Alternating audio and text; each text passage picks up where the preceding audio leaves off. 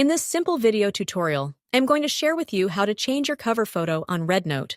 This is important as it serves as a visual representation of your personality or brand, creating a strong first impression for visitors. To add or change cover photo, simply head to RedNote. You want to tap right here to head to your profile page. Tap on Edit Profile. On Background Photo, head to it. Tap on Change Cover. Application will access your gallery. Select any preferred photo. You can go ahead and crop it as you really want it.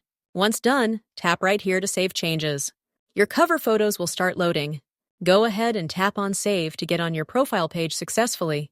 This allows you to align your profile with current themes, events, or campaigns, showcasing your adaptability and creativity.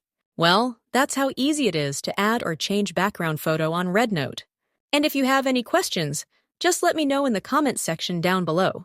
Please don't forget to leave a like, share, and subscribe for more informative tutorials like this one.